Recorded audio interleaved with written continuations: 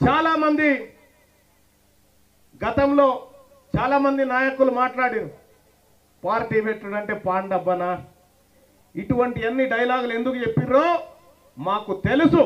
ఎందుకంటే ఈ వర్గాల నుంచి ఆలోచన కూడా పుట్టొద్దు అనేటువంటి కుట్రలో భాగమే తప్ప ఇంకోటి కాదు.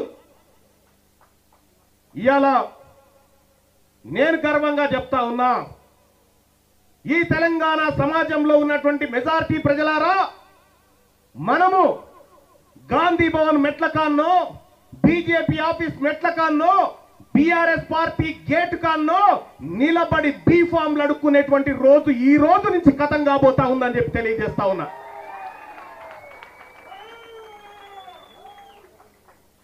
మీ అందరు చూసిరు, నేను ఎమ్మెల్సీగా గెలిచి దాదాపు 15 నెలలు 16 నెలలు గడుస్తా ఉంది.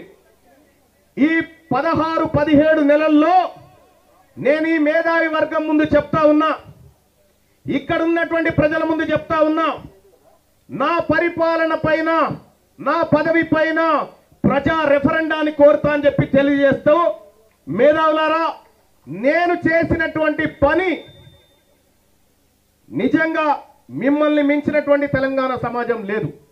మీరు చెప్పండి, తీన్మార్ మల్లన్న నువ్వు ఎమ్మెల్సీగా గెలిచిన దగ్గర నుంచి నువ్వు పని సరిగా చేయలేదు అనేటువంటి మీ సమాధానం చెప్పండి. ఇప్పుడు రాజీనామా చేయడానికి సిద్ధంగా ఉన్నా. అలాగే తీన్మార్ మల్లన్న నువ్వు చట్టసభల్లో ఉండి మా కోసం, మా వర్గాల కోసం, మా ఆలోచన కోసం నువ్వు పోరాడుతున్నావు కాబట్టి ఎమ్మెల్సీగా కొనసాగమని అదన్నా చెప్పండి. ఈ రెండు మీ కాళ్ళ దగ్గర పెడుతున్న నిర్ణయం మీదే. రెండో విషయం,